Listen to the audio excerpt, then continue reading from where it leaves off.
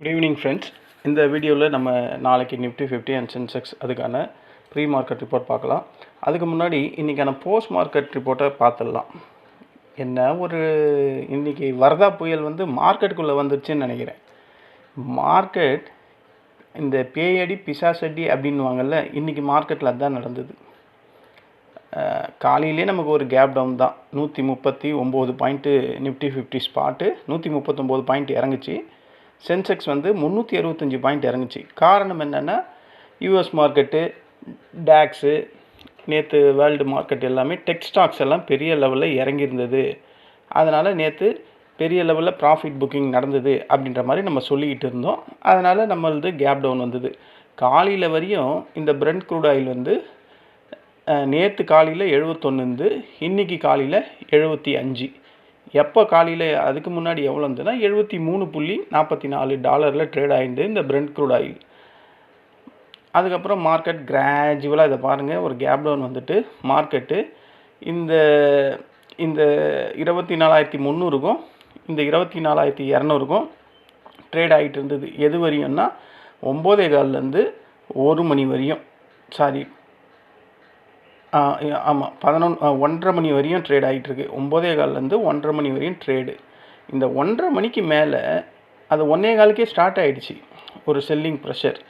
1:15க்கு மேலே மார்க்கெட்டில் எந்நேரம் உங்களுக்கு எல்லாருக்குமே நியூஸ் எல்லாம் தெரிஞ்சிருக்கும்.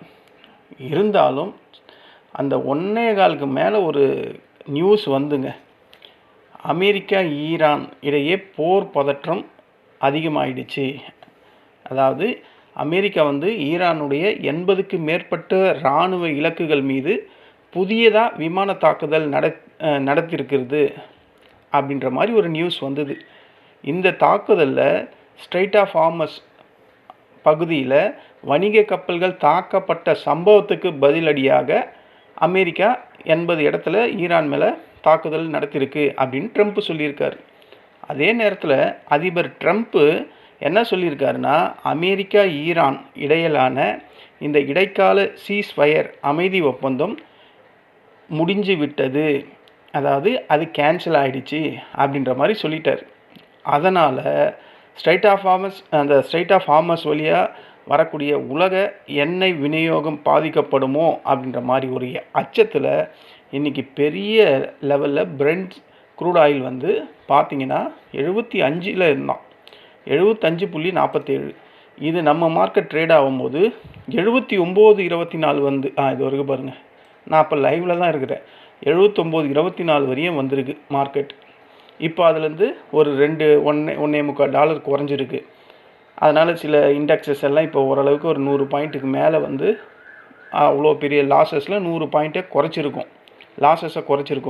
பட் இன்னமும் இருக்குது. இப்போது 7 மணிக்கு மேலே யூஎஸ் மார்க்கெட் ஓப்பன் ஆகும். ஓப்பன் ஆகும்போது இந்த பிரெண்ட் க்ரூட் ஆயில் கண்டிப்பாக 82-83 எல்லாம் போகும் அப்படின்ற மாதிரி எனக்கு தோணுது. அப்படி போச்சுன்னா இந்தியா மாதிரி கச்சா எண்ணெய் இறக்குமதி செய்கிற கண்ட்ரிக்கு என்ன ஆகும்? இன்ஃப்ளேஷன் பயம் வந்துடும். ரூபாய் அதிகப்படியான ப்ரெஷரில் போயிடும். அப்புறம் இருக்கக்கூடிய airlines, paint, auto, chemical sector இதெல்லாம் பெரிய லெவலில் செல்லிங் ப்ரெஷர் வரும். ஓகேங்களா? அப்போ மார்க்கெட்டில் என்ன ஆகும்? பெரிய லெவல் ப்ராஃபிட் புக்கிங் நடக்கும். ரிஸ்க் செல் ஆஃப் மோடு அப்படின்றது ஒன்று மார்க்கெட்டில் க்ரியேட் ஆகிடும். இன்றைக்கி விக்ஸ் எல்லாம் பார்த்தீங்களா? இன்றைக்கி விக்ஸு 14க்கு பார்த்தீங்களா? 14.68 11.60 இருந்தது. 14.68 அப்போனா 26% இன்க்ரீஸ் ஆகிருக்கு. அப்போ மார்க்கெட் என்னவாக இருக்குது? பெரிய பயத்தில் இருக்குது. மார்க்கெட் நாளைக்கு பெரிய லெவலில் வெலாட்டிலிட்டி வர்றதுக்கான வாய்ப்பு இருக்குது. அனாவசியமாக 100, 200, 300 பாயிண்டெல்லாம் அப்ஸ் அண்ட் டவுன்ஸ் போகிறதுக்கு வாய்ப்புகள் இருக்குது. ஸோ ரொம்ப கேர்ஃபுல்லாக இருக்கணும். அதே நேரத்தில் நாளைக்கு சென்செக்ஸ் எக்ஸ்பைரி வேறு இருக்குது, வீக்லி எக்ஸ்பைரி. ஸோ வெலாட்டைலுக்கு பஞ்சமே இருக்காது. இந்த அக்ரெசிவ் ட்ரேடர்ஸ் அப்படின்னு சொல்லுவாங்கள்ல, நாளைக்கெல்லாம் அவங்களுக்கு ஒரு பெரிய கறி விருந்து மார்க்கெட்டில் இருக்குது. சக்ஸஸ் பண்ணால் பெரிய லெவலில் சக்ஸஸ் பண்ணலாம். அதுவே ஆப்போசிட்டில் ஆச்சுன்னா பெரிய லெவல் பணத்தை லாஸும் பண்ணலாம். ஓகேங்களா? ரொம்ப கேர்ஃபுல்லாக ரிஸ்க் மேனேஜ்மெண்ட்டோடு ட்ரேட் பண்ணால் அட்டன் பண்ணலாம், அச்சீவ் பண்ணலாம். இது என்னுடைய இதுதான் மார்க்கெட்டு. இன்றைக்கி திடீர்னு இந்த 1.15 இந்த 2.25 வரையும் மார்க்கெட் இறங்கிறதுக்கான ரீசன் முழுக்க ஈரான் யூஎஸ்ஏ சம்பந்தமான போர் பதட்டம்லாம் இல்லை, போரே 80 இடத்துல ஈரான் இராணுவ இலக்குகளை குறி வச்சு அடிச்சிருக்கு அமெரிக்கா. அதுக்கு அவன் என்ன காம்பன்சேட் பண்ணுறான்னா, நேற்று ஆர்மோஸ் வழித்தடத்தில் கப்பலை அடித்ததுக்காக இதை நாங்கள் அதுக்கு பதிலடியாக பண்ணுறோம் அப்படின்னு அமெரிக்கா சொல்லுது. ஸோ அதனால தான் இந்த பிரெண்ட் க்ரூட் ஆயில் வந்து நம்ம ட்ரேட் ஆகும்போது இது 76 என்னமோ இருந்ததுங்க, 75.90 என்னமோ நம்ம மதியானம் ஒரு 12:30 நான் பார்க்கும்போது. சடார்னு அதுக்கப்புறம் 78.94, அதுக்கப்புறம் 79.24, டப்புன்னு மாறிச்சு. அந்த டப்பு மாறும் போது தான் இங்கே தொப்புன்னு கீழே விழுந்தது நம்ம நிஃப்டி 50. இன்றைக்கி த்ரோ அவுட்டாக எல்லா இண்டெக்ஸும் பாருங்கள், நிஃப்டி 50 516. அதாவது இன்ட்ராடே கரெக்ஷனில் மார்க்கெட்டு ரொம்ப வருஷத்துக்கு அப்புறம் 516 பாயிண்ட்டு இன்ட்ராடேயில் இறங்குந்து எனக்கு தெரிஞ்சு ரொம்ப நாளுக்கு அப்புறம் இன்றைக்கி தான் மார்க்கெட் 516 இல்லை, அதுக்கு மேலேயும் போனான். அதே மாதிரி சென்செக்ஸும் 2000 பாயிண்ட்டு கிட்ட போச்சு. அதாவது இன்ட்ராடேயில் ட்ரேடிங் ஆகிட்டு, நான் கேப் அப் வந்து கேப் டவுன் வந்து அதெல்லாம் சொல்லலை, ஜஸ்ட்டு ட்ரேடிங் ஆகி இன்றைக்கி நிஃப்டி 50 2.25% மேலே விழுந்தது ரொம்ப நாளுக்கு அப்புறம் இன்றைக்கி தான். அது மாதிரி சென்செக்ஸும் ட்ரேடிங் ஆகிட்டு இவ்வளோ பெரிய பாயிண்ட் விழுந்தது இன்றைக்கி தான். அதாவது முன்னெல்லாம் ஏதாவது நியூஸஸ் இருக்கும், அதனால் கேப் டவுன் வந்து 2000 பாயிண்ட் கீழே விழும், அதுக்கப்புறம் ஒரு 1000 பாயிண்ட் கீழே விழும், அந்த மாதிரிலாம் சொல்ல, ஜஸ்ட்டு ட்ரேடிங்லேயே ரொம்ப வருஷத்துக்கு அப்புறம் இப்போ தான் ஆயிருக்கு அப்படின்ற மாதிரி எனக்கு தோணுது. இல்லை இதுக்கு முன்னாடி இருந்துக்கா அப்படின்னா எனக்கு ஞாபகத்துக்கு வரல, இதுதான் ஞாபகத்துக்கு வருது. முழுக்க காரணம் இந்த யூஎஸ்ஏ ஈரான் பதட்டம் மீண்டும் அதிகமாகிடுச்சு. அதனால் நிஃப்டி 50 பெரிய லெவலில் சரிஞ்சிருக்கு. குறிப்பாக அந்த 1.25 இருந்து தான் மார்க்கெட் பெரிய லெவலில் கிராஷ் ஆக ஆரம்பிச்சுது. இதுக்கு முழுக்க காரணம் இந்த பிரெண்ட் க்ரூட் ஆயிலும் இந்த அமெரிக்கா ஈரான் போர் பதட்டமும் தான், வேறு எந்த நியூஸுமே இல்லை. மார்க்கெட் மற்ற வேர்ல்டு மார்க்கெட்லாம் பாருங்களேன், இந்த டேக்ஸு 680 இருந்தான் மைனஸில். இப்போ தான் இந்த பிரெண்ட் க்ரூட் ஆயில் வந்து ஒரு $2 குறைஞ்சிருக்குல்ல, அதனால் இவன் வந்து 670 இருந்தான், இப்போ அதில் ஒரு 230 பாயிண்ட்டு கிட்ட அதாவது லாஸஸை குறைச்சிருக்கு. இந்த சிஏசி, இந்த எஃப்டிஎஸ்சி, இந்த எஸ்எம்பி, அப்புறம் இந்த எஸ்டிஐ, இவங்கெல்லாம் பாருங்களேன், இவன் தப்பிச்சிட்டான், இவன் காலையிலேயே முடிஞ்சதுனால தப்பிச்சிட்டான். காஸ்பி அவன் மைனஸில் தான் முடிஞ்சிருக்கான். இதெல்லாம் காஸ்பி விழுந்ததுக்கெலாம் காரணம் வந்து அந்த நேரத்தில் க்ரூட் ஆயில் இல்லை, இது அந்த டெக் ஸ்டாக் ரிப்போர்ட்டால் இவன் பெரிய லெவலில் விழுந்தான். அதே மாதிரி நிக்கி நேற்றும் விழுந்தான், இன்றைக்கும் 1437 பாயிண்ட்டு, நேற்றும் இதே லெவலில் தாங்க விழுந்துருந்தது. டேக்ஸு விழுந்து தான் கிடக்குது. ஸோ மார்க்கெட் எல்லாமே ஒரே ரெட் கலரில் இருக்குது, ஆங்ஸங்கை தவிர, எஸ்டிஐ தவிர. அப்போ கோல்டு என்ன இருக்கு, கோல்டு பெரிய லெவலில் $86.80 அவுன்ஸில் கீழே விழுந்திருக்கு. ஓகேங்களா, இப்போ நடக்கிற டவ் ஃபியூச்சர் எவ்வளோ ட்ரேட் ஆகுது, 700 பாயிண்ட்டு டவுனில் இருந்தான் நம்ம மார்க்கெட்டு டவுனில் இருக்கும்போது, இப்போ 450 இருக்குது. இவன் பரவாயில்லைங்க, இவன் குறைஞ்சிட்டாங்க. ஏன்னா அது பிரெண்ட் க்ரூட் ஆயில் வந்து குறைஞ்சிக்கிட்டு வருது இல்லை, அதனால் இவன் குறைஞ்சிட்டான். இவன் 480 இருந்தான் நான் ஒரு 4 மணிக்கு பார்க்கும்போது. ஸோ இப்போ இது குறைஞ்சிருக்கு, பாதி குறைஞ்சிருக்கு. ஸோ இதுதான் இன்றைக்கி போஸ்ட் மார்க்கெட் ரிப்போர்ட்டு. மார்க்கெட் சிவியராக இறங்கிறதுக்கான காரணம் இதுதான். ஓகேங்களா, ஈரான் யூஎஸ்ஏ போர் பதற்றம், பிரெண்ட் க்ரூட் ஆயில் மடன்னு இன்றைக்கி மட்டுமே ஒரு $6-7 இன்க்ரீஸ் ஆகிடுச்சு. அதனால தான் மார்க்கெட்டில் செல்லிங் ப்ரெஷர் கண்ட்ரோல் பண்ண முடியாத அளவுக்கு வர்தா புயல் மாதிரி இருக்கிற எல்லா சப்போர்ட்டையும் டப்புன்னு உடச்சிட்டு கீழே வந்துக்கிட்டே இருந்தது. இன்றைக்கி போஸ்ட் மார்க்கெட் ரிப்போர்ட்டில் மார்க்கெட் ரொம்ப போரிங்காக இருந்ததுனால பெரிய லெவலில் ட்ரேட் பண்ணலை. அதுக்கப்புறம் நான் இங்கே ஒரு ட்ரேட் எடுத்தேன் இந்த இறங்குற இடத்துல. அதாவது மார்க்கெட்டோட டைரெக்ஷனில் தான் ட்ரேட் பண்ணணும் அப்படின்னு தான் நானே சொல்லுவேன். ஆனால் இன்றைக்கி நான் மார்க்கெட்டுக்கு அகைன்ஸ்டாக போயிட்டேன். அதாவது ஏன் போனேன்னா 23,800 இதோ எங்கே தப்பாக போனது, இதோ இங்கே தாங்க போனேன். இந்த கேண்டில் கரெக்டாக 850. இந்த 850 தொட்டுட்டு மார்க்கெட்டு, அதாவது இங்கே அப்போ சப்போர்ட் இருந்தது, நான் போட்டிருந்த சப்போர்ட்டு, அதை தொட்டுட்டு ரிவர்ஸ் ஆகும் அப்படின்ற மாதிரி போட்டேன். மார்க்கெட் அதே மாதிரி ரிவர்ஸ் ஆகி இது வரையும் போச்சு. அங்கேயே நான் ப்ராஃபிட் புக் பண்ணியிருந்தா நான் இன்றைக்கி லாஸ் ஆகிருக்கவே மாட்டேன். ஆனால் இந்த ரெசிஸ்டன்ட் வரையும் போட்டோன்னு வெயிட் பண்ண பாருங்கள், அங்கேருந்து மார்க்கெட் சடார்னு விழுந்துருச்சு. இன்றைக்கி நான் லாஸ், நான் மட்டும்தான் லாஸ். ஏன்னா என் குரூப்பில் இதை நான் கொடுக்கவே இல்லை. இந்த இவ்வளோ பெரிய கிராஷ் வந்ததில் பிஇ சைடில் நான் கொடுக்கவே இல்லை. ஏன்னா நாங்கள் எல்லாம் அதுலேயே வெக்ஸ் ஆகிட்டோம். மார்க்கெட் இன்றைக்கி இவ்வளோ தான் இருக்கும் போல இருக்குது. ஏன்னா அப்போவே மணி 1:15 வரையும் ஆகிடுச்சு. மார்க்கெட் அந்த ரேஞ்சிலேயே இருக்குது, வேலைக்கு ஆகாதுன்னு நினச்சிட்டு சரி பாதி பேர் நான் குரூப்பில் ஃப்ரெண்ட்ஸ் குரூப்பில் கேன்சல் பண்ணிடலாம் இன்றைக்கி ட்ரேடு அப்படின்ற மாதிரி தான் இருந்தோம். அதனால் இந்த இதுவெல்லாம் நான் கொடுக்கல. இந்த இடத்துல நான் மட்டும் இண்டிவிஜுவலாக எடுத்தேன், லாஸ் ஆகிடுச்சு. 3000 ரூபா லாஸ். இன்றைக்கி ரொம்ப நாளுக்கு அப்புறம் லாஸை அட்டன் பண்ணுறேன் நான். அதாவது ரிஸ்க் மேனேஜ்மெண்ட் இருந்ததுனால தான் அந்த 3000 நான் லாஸ் பண்ணிட்டேன். இல்லைன்னு வச்சிங்க அது போயிட்டுருக்கோம் 7500 ரூபாய்க்கிட்ட. ஏன்னா நான் வாங்கின கால் எங்கேயோ போயிடுச்சு மைனஸில். ஏன்னா மார்க்கெட் சடான்னு விழுந்துக்கிட்டே இருக்குது, கண்ட்ரோல் பண்ணவே முடியல மார்க்கெட் விழறது. இது இத்தனைக்கும் அது பாசிட்டிவ் போயிட்டு இறங்குச்சு. அதனால் நான் கொஞ்சம் கேர்லெஸ்ஸாக இருந்துட்டேன். ஆனால் நல்ல வேலை 2850 870 வரும்போது க்ளோஸ் பண்ணிட்டேன். மேனுவலாக தான் இருந்தேன், ஸ்டாப் லாஸ்லாம் போடல. ஏன்னா என்னுடைய ஒரு நாள் லாஸ் 3000 ரூபா, அதை நான் இன்றைக்கி அட்டன் பண்ணிட்டேன். ஸோ இது ஒன்றும் இல்லை, நாளைக்கு நான் எடுத்துருவேன், இல்லைனா வெள்ளிக்கிழமை எடுத்துருவேன். பட் ரொம்ப நாளுக்கு அப்புறம் இன்றைக்கி நான் லாஸ் அட்டன் பண்ணிருக்கேன். ஓகேங்களா? இன்றைக்கி என் ஃப்ரெண்ட்ஸ் குரூப்லேயும் அந்தளவுக்கு பெரிய கால்ஸ் எல்லாம் எதுவும் கொடுக்கல. ஏன்னா மார்க்கெட் ரேஞ்ச் பவுண்ட்றதுனால அங்கங்கே 2-3 கால் கொடுத்தேன். அப்படி பார்த்தா கூட அவங்க எல்லாம் ஒரு 1000 ரூபா ப்ராஃபிட்டில் இருப்பாங்க. நீங்களே பாருங்களேன், 9:15லேருந்து இந்த 1:30 மணி வரையும் மார்க்கெட் எங்கேயாவது போச்சா? அங்கேயே தானே இருந்தது. நம்ம எல்லாருமே பார்த்துக்கிட்டு தானே இருந்தோம். அதுக்கப்புறம் தானே இந்த நியூஸ் வரும்போது எத்தனை பேருக்கு புட் சைடில் இருந்திருப்பாங்க.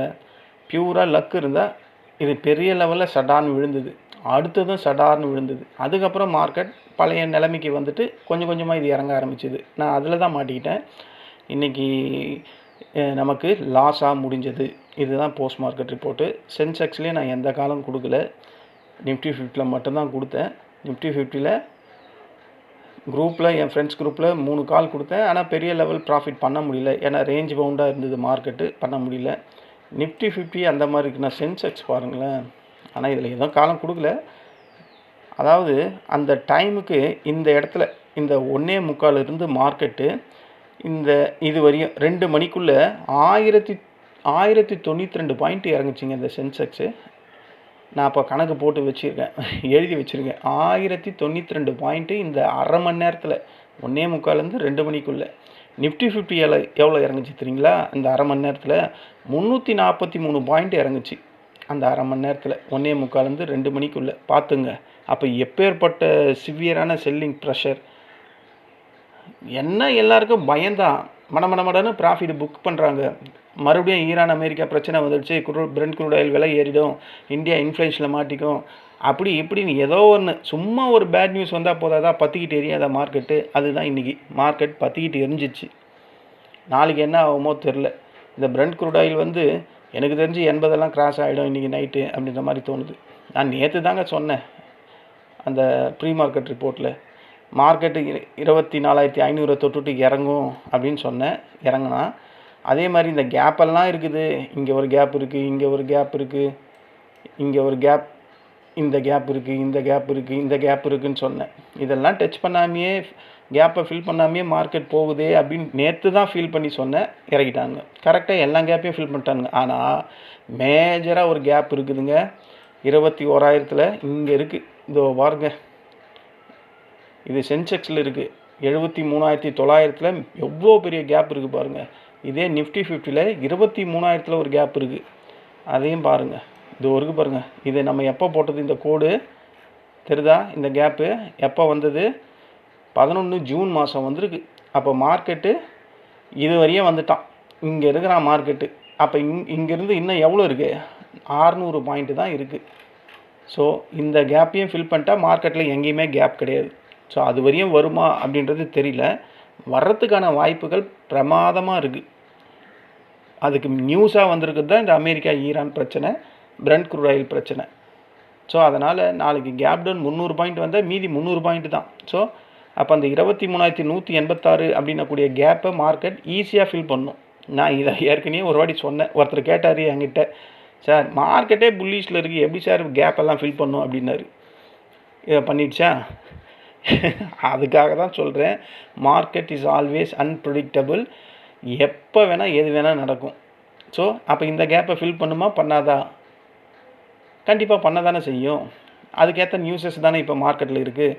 ஸோ மார்க்கெட்டில் ஒரு கலவர பூமியாக மாறி போச்சு இன்றைக்கி. இதுதான் இன்றைக்கான போஸ்ட் மார்க்கெட் ரிப்போர்ட்டு. நாளைக்கான ப்ரீ மார்க்கெட் ரிப்போர்ட் இப்போ பார்க்கலாம். அதுக்கு முன்னாடி வேர்ல்டு மார்க்கெட் ஒரு வாட்டி செக் பண்ணிடலாம். இப்போ நடக்கிற FTSE அது எவ்வளோ ட்ரேட் ஆகுது? 105 பாயிண்ட் மைனஸில் இருக்குது. CSE 146 point minus. டேக்ஸு 446. நிக்கி இவன் 1437. இவன் காலையிலே தப்பிச்சிட்டான். இவன் இருந்தானா இன்னும் ஒரு 3000 பாயிண்ட் இறங்கியிருப்பான். ஆங்சங் 702. இவனும் காலையிலே தப்பிச்சிட்டான். ஷாங்காய் வந்து 19. நம்ம NSE Nifty 516. BSE Sensex 1677. STI 27. இவனும் தப்பிச்சிட்டான் காலையிலேயே. காஸ்பி இவன் காலையிலேயே மைனஸில் தான் முடிஞ்சான். US டாலர் இன்க்ரீஸ் ஆகிடுச்சு. நம்ம USD INR பெரிய லெவலில் டிப்ரிசியேஷன் ஆகிடுச்சு. நேற்று தாங்க அப்ரிசியேஷன் ஆச்சு. இன்றைக்கி பழையபடி அதே 95.555க்கு மேலே போயிடுச்சு. கோல்டு இப்போ தான் $82 அவுன்ஸ் பார்த்தோம். இப்போ $76 மைனஸில் இருக்குது. சில்வர் இறங்கியிருக்கு, காப்பர் இறங்கியிருக்கு. க்ரூட் ஆயில் இது நேற்று 67 பார்த்தோம், இன்றைக்கி 73 கிட்ட ட்ரேட் ஆகிட்டு இருக்குது. இப்போ இந்த பிரெண்ட் க்ரூட் ஆயில் வந்து 77.56 இருக்குது. இப்போ நடக்கிற டவ் ஃபியூச்சர் ஒரு வாட்டி செக் பண்ணிடுவோம். இது 418 இருக்குது. நாஸ்டாக் ஃபியூச்சர் 250 இருக்குது. ஓகேங்களா? மார்க்கெட் எல்லாமே ரெட் கலரில் தான் இருக்குது. இது எல்லாத்தையும் இனிமேல் மார்க்கெட்டை டிசைட் பண்ண போகுது இந்த பிரெண்ட் க்ரூட் ஆயில் தான்.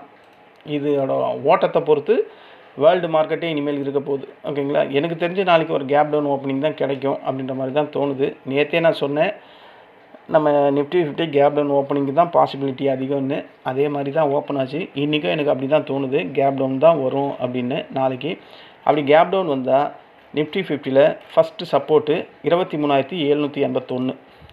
ஒரு வேளை இதுக்கும் கீழே கேப் டவுன் வந்தால் அடுத்த சப்போர்ட்டு 23,679.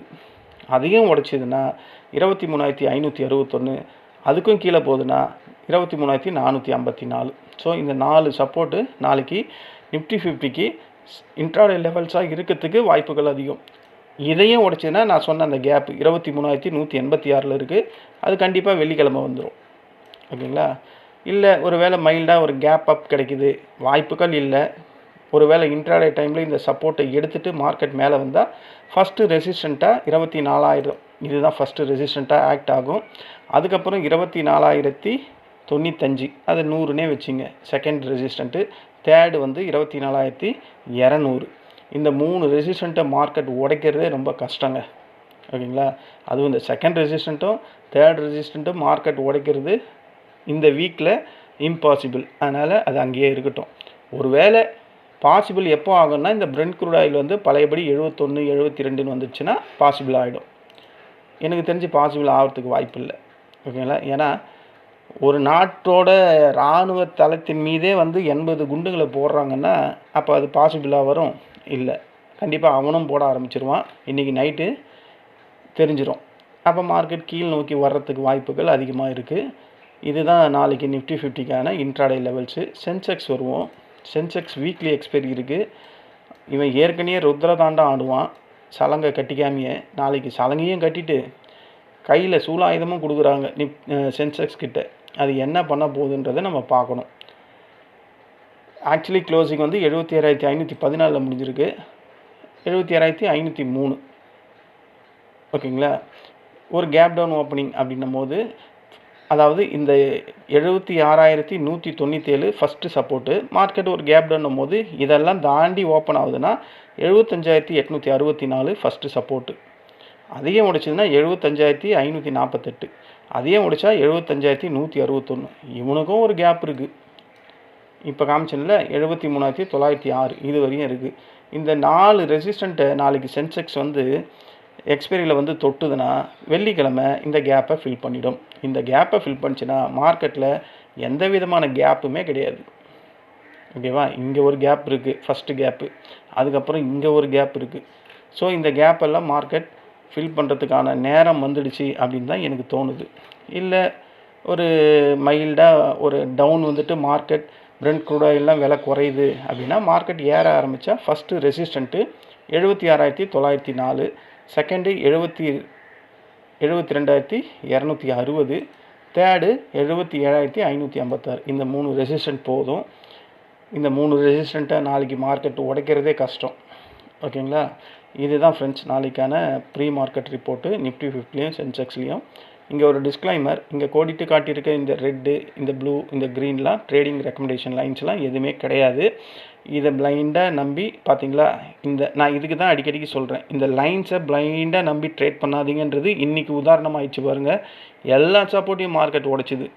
தொட்டுட்டா போதும்ன்ட்டு நீங்கள் இன்றைக்கி ட்ரேட் எடுத்திருந்தீங்கன்னா என்ன ஆயிருக்கும்? பெரிய லெவல் லாஸஸ் வரும். இதுக்காக தான் நான் ஒவ்வொரு நாளும் சொல்லிக்கிட்டே இருக்கேன், இந்த லைனை பேஸ் பண்ணி பிளைண்டாக எடுக்காதீங்க அப்படின்னு நான் ஏன் சொல்கிறேன் அப்படின்றது புரியுதா? ஏன் இதுக்காக டெய்லியும் கதறேன்னு உங்களுக்கு புரியுதா? இன்றைக்கி பெரிய லெவலில் லாஸ் ஆகிருக்கும்.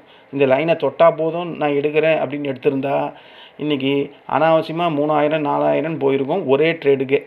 ஏன்னா மார்க்கெட் வச்சு செஞ்சிடுச்சு இன்றைக்கி டவுன் சைடில்.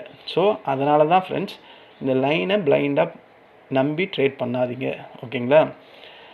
இன்றைக்கி நான் லாஸஸ் தான். நேற்று தான் ஒருத்தர் கேட்டார், கண்டினியூஸாக ப்ராஃபிட் பண்ணுறீங்களே அப்படின்னு. இன்றைக்கி லாஸஸ் ஆகிடுச்சு. சரி பரவாயில்ல, அது ஒன்றும் பிரச்சனை இல்லை. அதாவது நம்ம இருக்கிறது கத்தி மேலே நடக்கிற ஒரு ப்ராசஸில் இருக்கும் நிஃப்டி 50. நம்ம ரெகுலராக நடக்கிறவங்க கத்தி மேலே நடக்கும்போது கொஞ்சம் மாற்றி வச்சிட்டோம்னா கத்தி கண்டிப்பாக காலில் போட்டுரும். அதுதான் இன்றைக்கி என்ன போட்டுருச்சு. பட் எனக்கு தெரியும் எப்படி பண்ணணுன்ட்டு. அது நாளைக்கு நாளான்னைக்குள்ளே பிடிச்சிருவேன். ஓகேங்களா? அது ஒன்றும் பிரச்சனை இல்லை. நான் இன்றைக்கி லாஸ்ட்டில் முடிஞ்சிருக்கேன். பட் என் ஃப்ரெண்ட்ஸ் குரூப்பில் 2 கால் தான் கொடுத்தேன். அவங்க எல்லாருமே ஒரு 1000 ரூபா அந்த ரேஞ்சில் ப்ராஃபிட்டில் இருப்பாங்க. அவங்க இந்த காலை நான் யாருக்குமே கொடுக்கல, நான் மட்டும் இண்டிவிஜுவலாக எடுத்தேன். அதனால் மாட்டிக்கிச்சு. எல்லாருக்கும் கொடுத்துருந்தா எல்லோரும் மாட்டிக்கிட்டு இருப்பாங்க. நல்ல வேலை கொடுக்கல. இதுதான் ஃப்ரெண்ட்ஸ் இன்றைக்கான போஸ்ட் மார்க்கெட் ரிப்போர்ட்டும் நாளைக்கான ப்ரீ மார்க்கெட் ரிப்போர்ட்டும். இந்த ஆடியோ உங்களுக்கு பிடிச்சிருந்தா என்னுடைய சேனலை சப்ஸ்கிரைப் பண்ணுங்கள். நம்ம நாளைக்கு இந்த ரத்த கலரி இன்ட்ராடே டைமில் மீண்டும் சந்திக்கலாம். நன்றி, வணக்கம்.